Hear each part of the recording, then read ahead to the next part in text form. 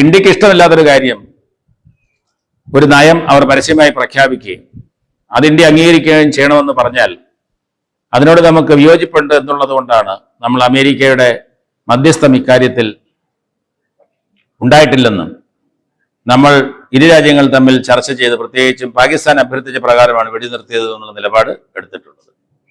ഇതിൽ നിന്നും നമ്മൾ അമേരിക്കയുടെ നിലപാട് മാറ്റത്തേക്കാൾ ഉപരിയായിട്ട് അന്താരാഷ്ട്ര രംഗത്ത് രണ്ട് രാജ്യങ്ങൾ തമ്മിൽ സഹകരിക്കുന്നത്, പ്രത്യേകിച്ചും ഇന്ത്യ അമേരിക്കയും പോലെ രണ്ട് ഭൂഖണ്ഡത്തിൽ രണ്ട് വ്യത്യസ്ത സംസ്കാരങ്ങളുള്ള, രണ്ട് വ്യത്യസ്ത സമീപനങ്ങളുള്ള രണ്ട് രാജ്യങ്ങൾ തമ്മിൽ സഹകരിക്കുമ്പോൾ ജനാധിപത്യമാണെങ്കിൽ കൂടി അതിന് പരിമിതികൾ ഉണ്ട് എന്നുള്ളൊരു വലിയ സന്ദേശം വിലയിരുത്തലാണ് നമ്മളിവിടെ മനസ്സിലാക്കേണ്ടത്. ഇന്ത്യ അമേരിക്ക ബന്ധത്തിൽ പരിമിതികൾ ഏറെയുണ്ട്.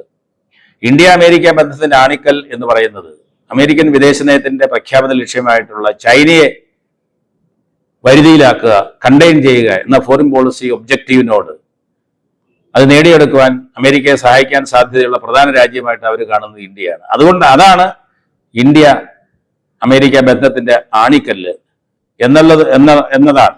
അതില്ലെങ്കിൽ ഇന്ത്യയും ഒരു സാമ്പത്തിക സൈനിക വൻശക്തിയായി മാറിക്കഴിഞ്ഞാൽ അമേരിക്കയും ഇന്ത്യയും ശത്രുക്കളാകാനാണ് സാധ്യത, അല്ലെങ്കിൽ പരസ്പരം മത്സരിക്കുന്ന രാജ്യങ്ങളാകുവാനാണ് സാധ്യത.